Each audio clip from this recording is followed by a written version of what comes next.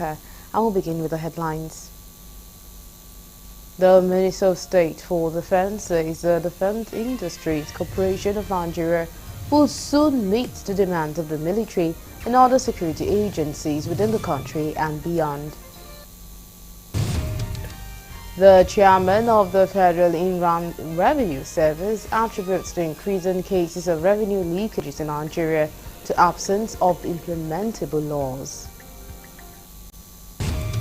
On the foreign scene, an air ambulance transporting a child who had just completed treatment for a life-threatening condition, her mother and 4 others crashed into a Philadelphia neighborhood in the United States. Details of these and more will come to you shortly. To stay with us.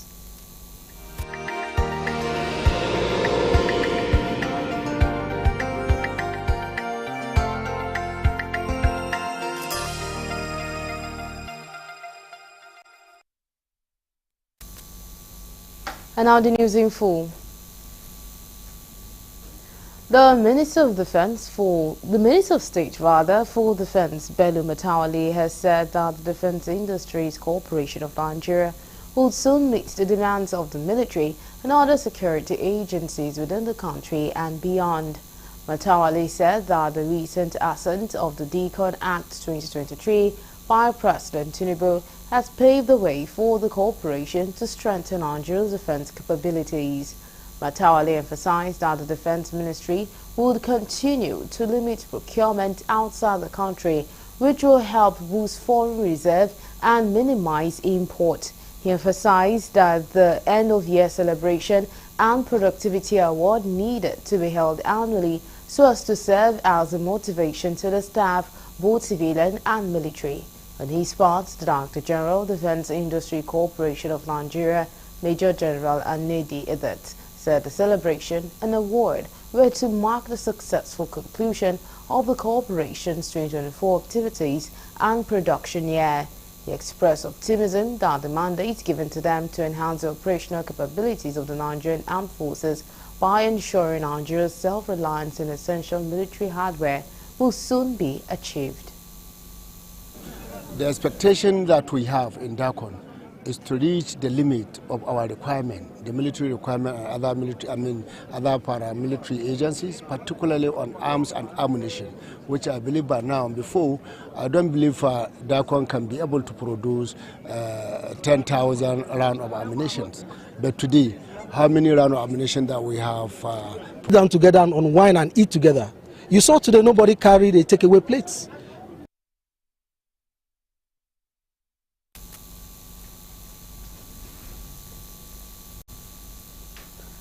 The Minister of Women Affairs, Iman Suleiman Ibrahim, has reiterated the ministry's commitments to sustain the rehabilitation of the Chibok girls, commending their impressive performance at the American University of Nigeria.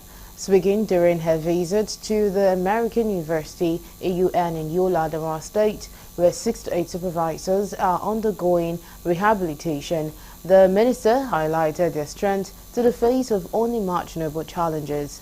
The minister stated that the visit aims to evaluate the progress and success of the girls in partnership with AUN, while assuring stakeholders at the gathering that the voices of the girls will be heard. The minister promised that all hands will be on deck to ensure that not just only to empower women of Chibok, but everybody that wants to contribute will be able to reach their full potential and support the emergence of the Nigeria world dream. On his part, the president of the university, Professor Dewayne Fazer, described the girls as the most intelligent and strong women, saying that the institution is proud to raise them there in Adamawa State. He said the girls have adapted so much to the environment and are also doing well in their field of study. The Chibok girls were among those kidnapped by the Haram insurgent from the government's girls' secondary school in Chibok, Borno in 2014.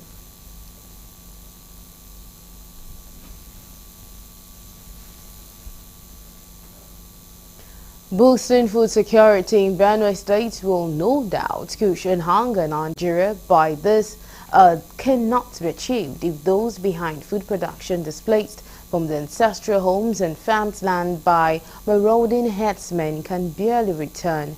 The safe return of internally displaced persons of Bangi Tungov of Guerlok West local government area of Benue State, who farm mostly rice, millet, soybeans, yam, amongst others, will be a major milestone with reconstruction of the long-abandoned Nagi-Abiriga Road.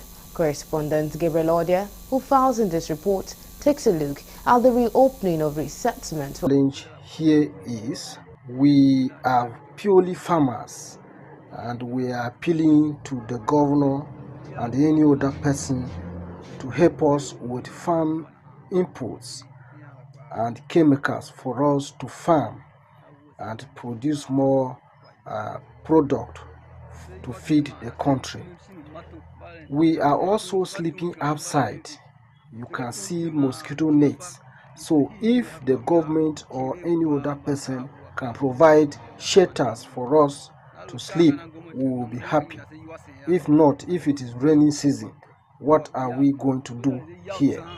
We thank our brother who is also constructing road to lead to our deserted villages. Some residents and returning IDPs called on government and well-meaning individuals to step in and help rebuild critical and build their lives. Now he came to assist us construct road starting from Naji Campo to Agbagba branch, so that these people we go back to our various places and manage what we have done. We people were not poor people, for they have collected from that place, such like rice, guinea corn, maize, yam, fishing. And now as we come up because of this, remains one of the areas mostly affected by marauding others. It is hoped that this effort will bring renewed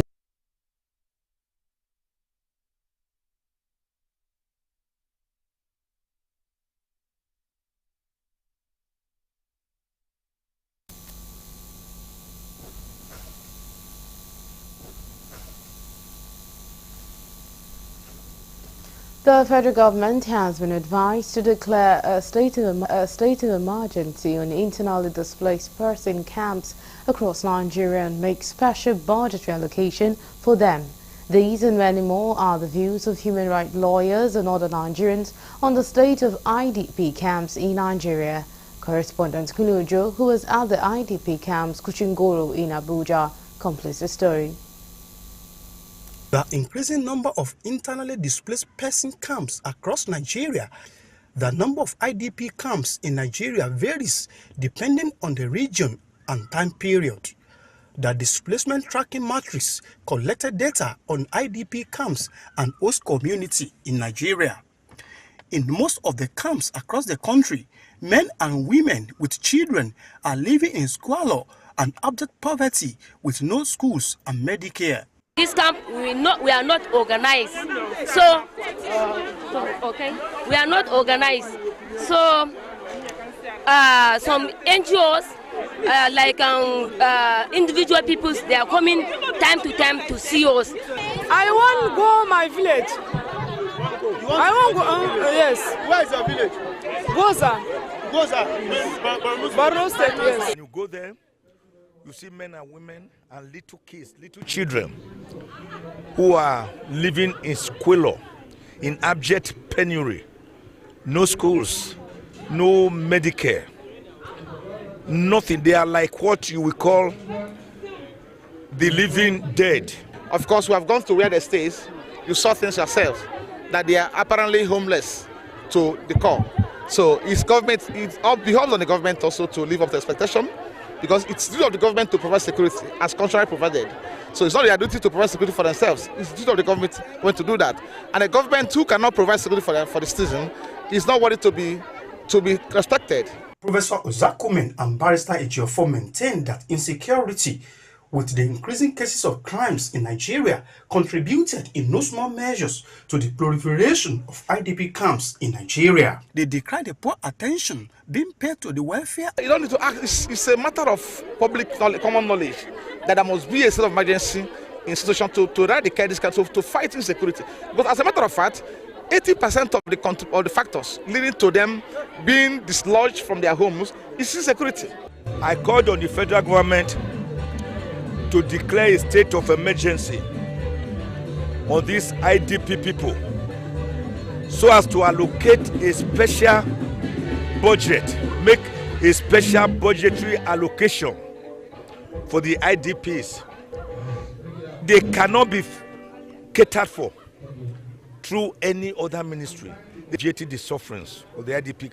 It is hoped that the government at the center will address and step up the fight against insecurity in order to reduce the number of IDP camps in Nigeria. Kunle Ojo, Galaxy TV.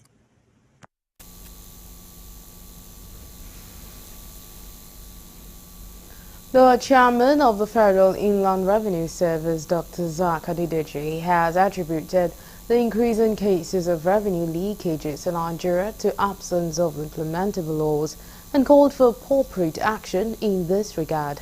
Speaking with journalists at the closing session of the 2025 Leadership Retreat of the Service in Abuja, Dr. Adideji said with the focus on technology, training and implementable laws, Nigeria will overcome the challenges of leakages in revenue.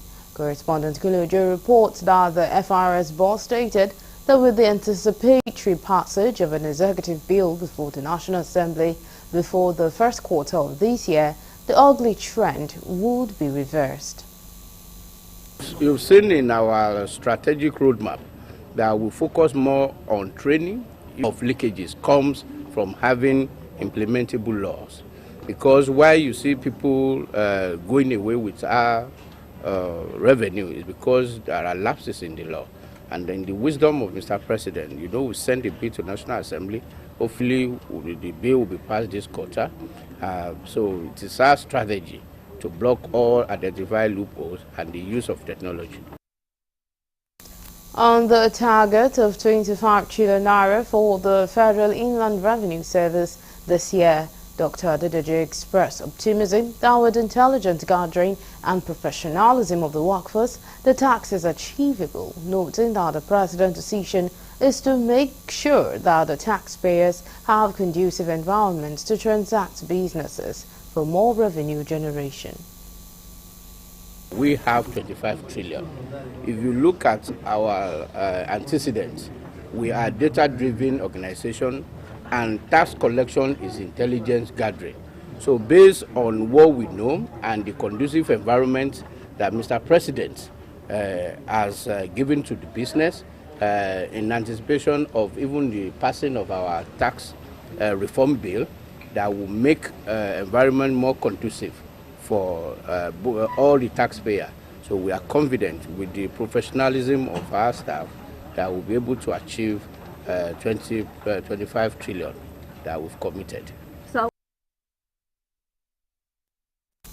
Dr. Adideji further assured taxpayers of the commitment of the organization towards creating a conducive environment for them to conduct their business activities.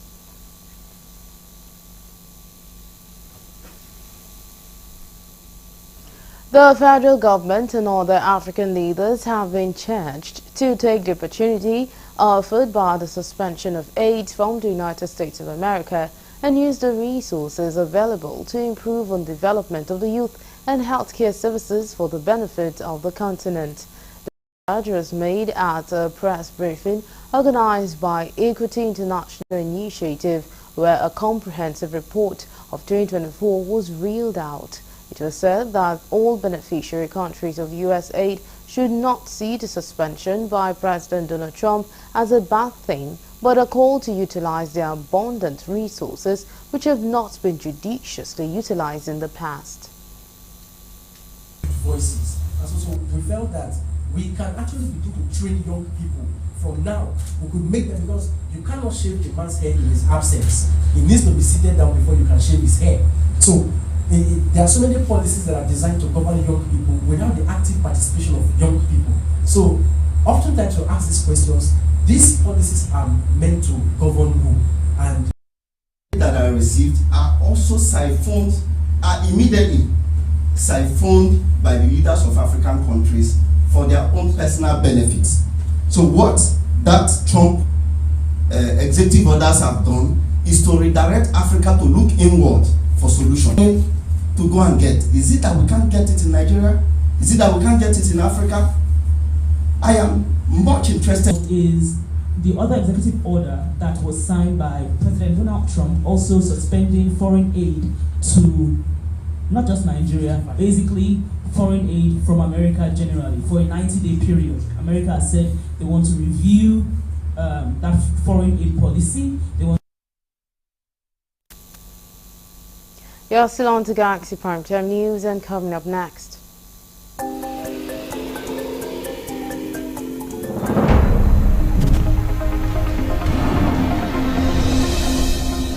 The 5 medical residency training funds, amongst others. Details of these will be come to you shortly. Do stay with us.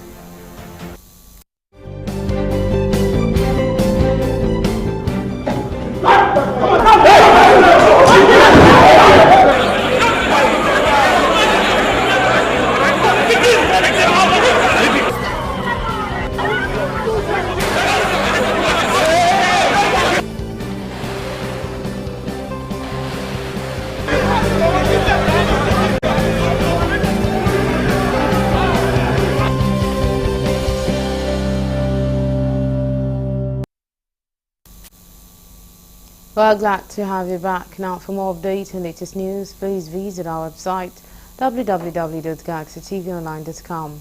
Connect with us on our X handle with Galaxy TV. Subscribe to our YouTube channel, youtube.com/GalaxyTVNews.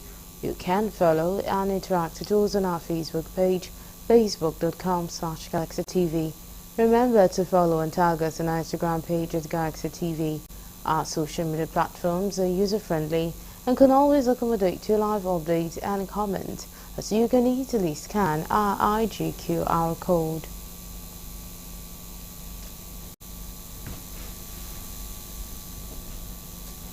The Nigerian Association of Resident Doctors has urged the federal government to pay the 2025 medical residency training funds, the outstanding 2023 and 2024 MRTF, and the arrears of the 2022 MRTF. NARD also expressed disappointment over the non-payment of the arrears of the upwardly revised consolidated medical structure salary and other outstanding salary structures. The doctors made this known at a press briefing on Saturday after its 2025 January National Executive Council meeting in Abuja, themed Empowering Doctors with Leadership and Entrepreneurship Skill, a panacea for universal health coverage and a brighter healthcare system, and sub-themed Building Resilience as Strengthening Nigeria's Healthcare System for Effective Disaster and Disease Management. Speaking at the briefing, the president of NARD, Dr. Tope Osundara, stated that the council, however, commended the Federal Ministry of Health and Social Welfare for convening a stakeholders meeting to address issues related to the MRTF. The NEC observed with dismay the persistent short-changing of their members over the past 5 years, as there have been no consequential adjustment to the CONMES basic salary and allowances, in clear violation of the provisions of the Edo State Governor Monday Okpebolo has promised to look into the case of protesting medical graduate of the Ambrose Ali University, Ekpoma. This is coming as the protest by the students enters the second week, despite the promise by the state governor. Students who were displaying the placards along the Ekpoma Road until the governor, who was on a Saturday visit to an inspection site along the university community, alighted from his vehicle to address them while assuring them of his intervention. One of the students, who spoke on behalf of others, narrated their ordeal as several efforts to have them inducted during the Obaseki administration since 2015 failed. For some time I've been hearing about this particular issue. I'm going to invite the activists so we can look into the matter to see how we can resolve it quickly as possible. Just be patient. With me here today, we are the 2015 set of medical students in AAU who have grads, and for almost 5 months now at home, we've not been inducted. We should be at least halfway into our house job training by now, but still no induction. We know that there might be problems, but we cannot keep waiting. So we are appealing to the workforce at the local government level. The commissioner noted that due process for the employment was followed effectively and perfected. Ojo, however, cautioned that collection of appointment letters by proxy is strictly prohibited and wished successful candidates success in the new rules. He said all successful applicants are to collect their appointment letters at the Local Government Service Commission between 10 a.m. to 2 p.m. daily.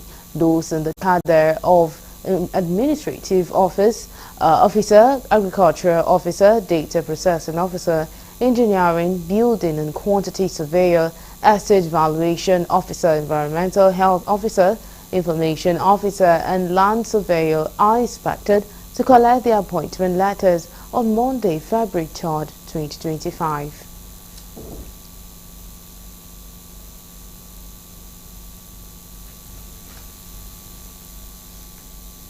Meanwhile, the Samuel Ladoke Akintola Airport in Ibadan, currently being upgraded to international standard, will receive well over 1 million passengers when fully operational.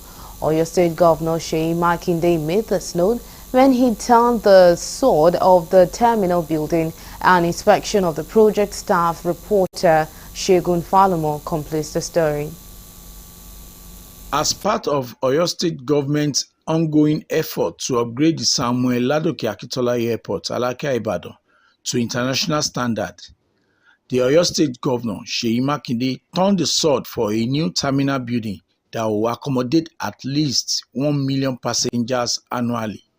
The chairman of the Airport Upgrade Committee and former Commissioner for Finance in the state, Mr. Bimbo Adekombi, who performed the foundation laying ceremony, said the effort is a crucial component of the airport upgrade plan.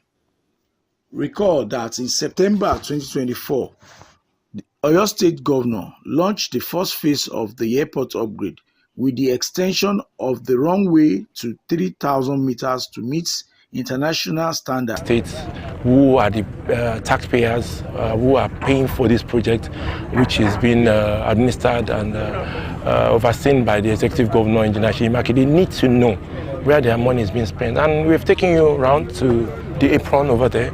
You've seen the work they are doing. The thickness of the apron is massive. The expansion is 14,000 square meters, right? And here we are now. The runway existing was 2,400 meters. So we've shot down 700 meters of that 2,400, and they are going to be joining it to the brand new 600 extension. Earlier, the chairman of Airport Communities, Dr. Duro Ogunsesan, hailed Governor Makinde for giving the airport a massive facelift, noting that the project will put the state ahead in terms of economic growth.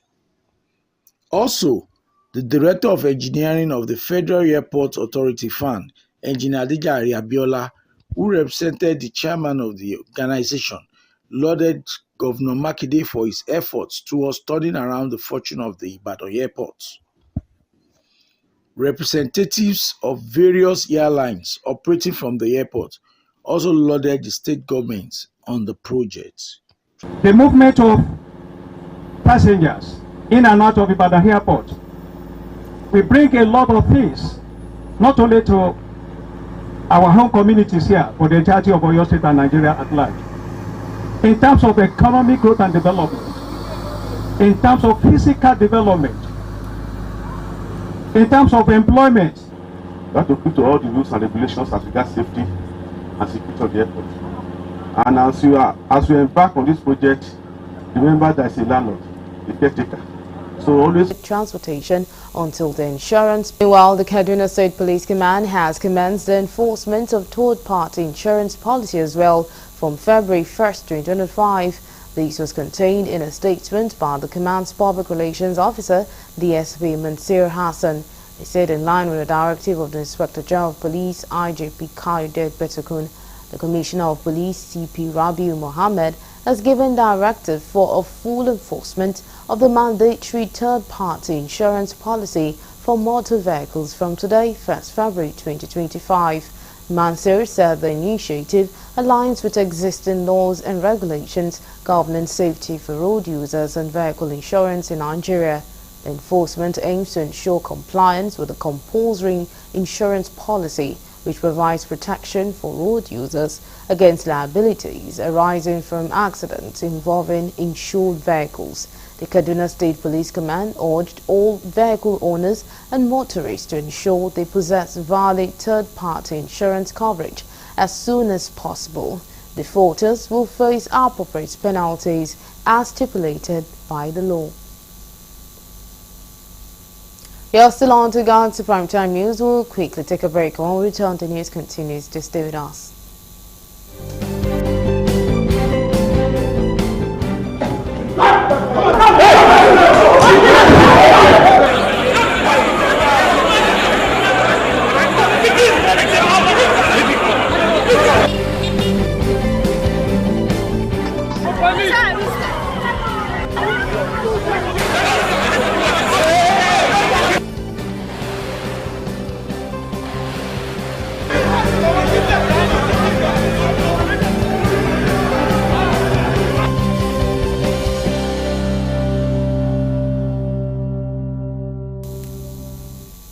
Well, glad to have you back, and now to carry the rest of the stories.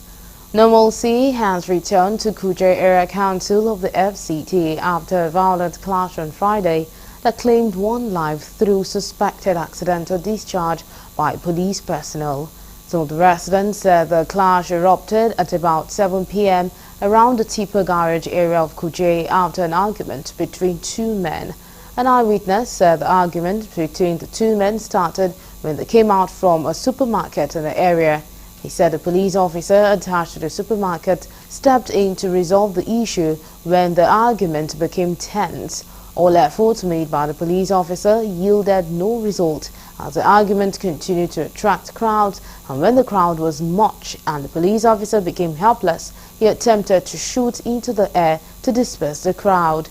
Unfortunately, someone in the crowd touched the gun, and that was how he missed it and shot someone in the head. Another eyewitness said shortly after the victim was taken away, the entire area became rowdy with youth protesting. A vehicle parked at the premises of the supermarket was razed down by the angry youth.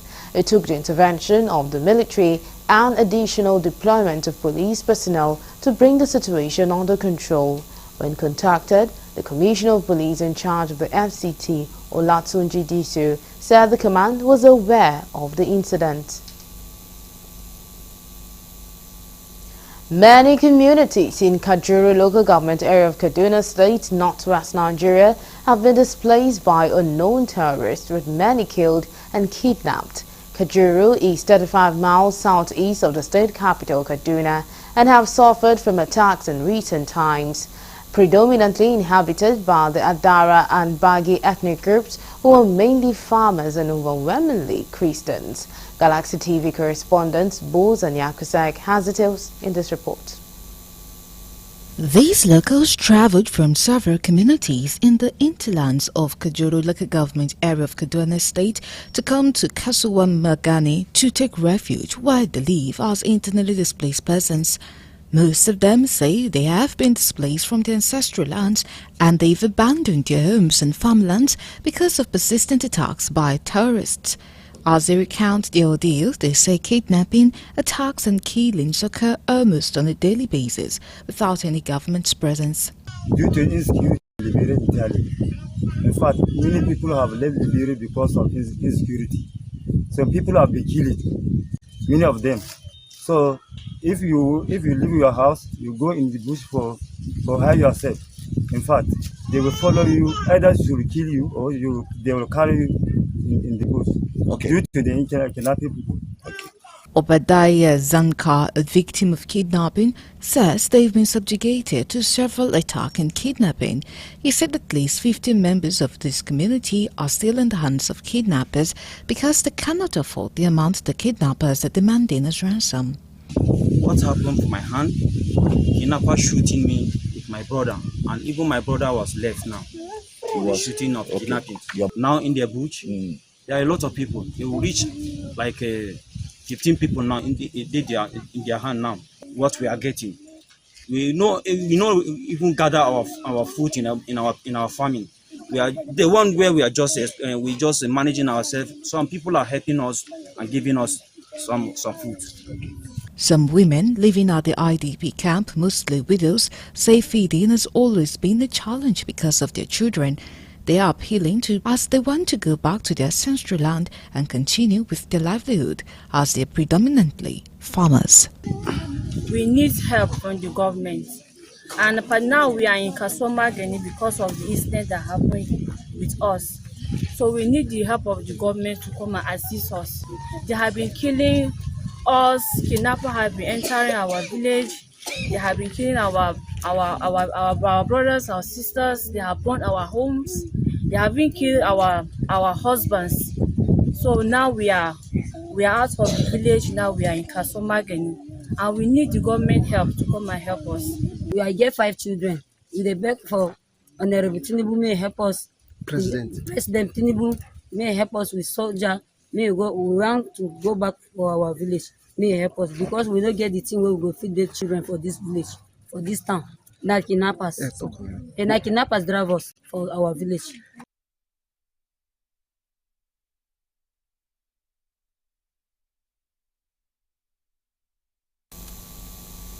And now we'll move over to the foreign desk for more news.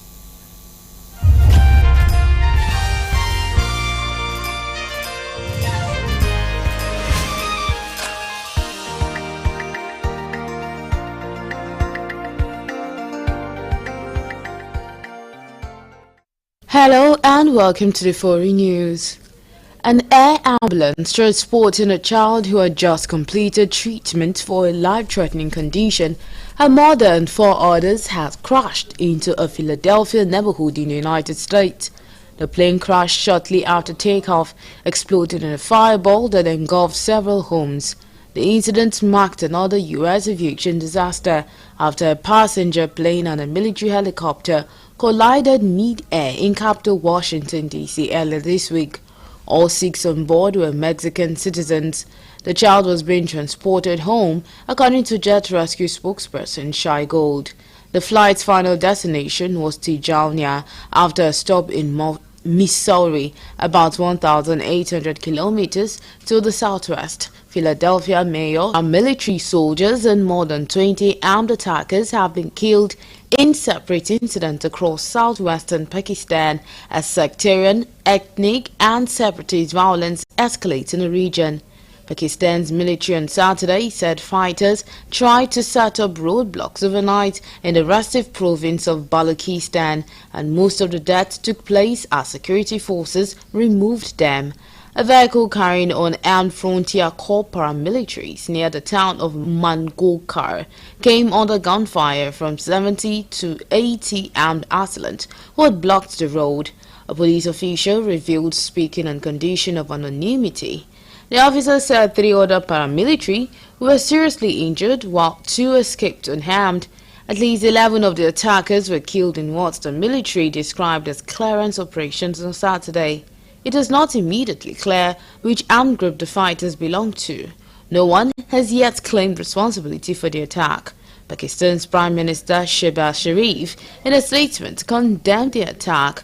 The mineral-rich Balochistan, which borders Iran and Afghanistan, has been the scene of a decade-old rebellion by separatist ethnic Baloch groups. Several armed groups also operate there. 3 Israeli hostages being held by Hamas in Gaza were released from captivity on Saturday in exchange for 183 Palestinian prisoners held by Israel. Yarden Bibas, 34, Ofal Kadoram, 53, and Kate Siegel, 65, were handed over to the Red Cross. The latest hostages to be released as part of a ceasefire deal struck last month.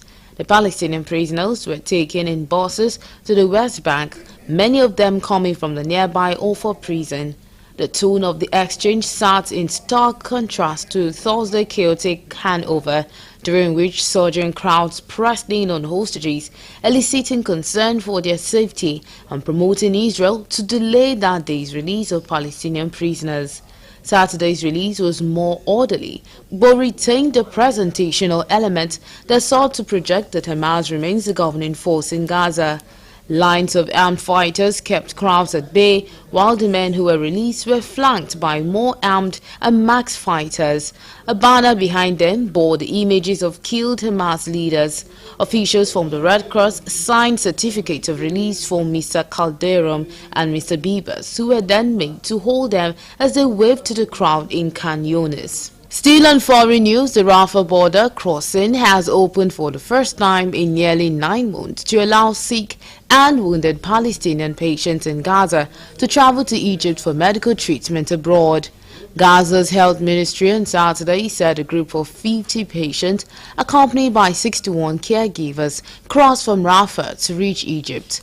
Many of the patients are suffering from chronic diseases, including cancer, and have been unable to get treatment during Israel's 15-month war.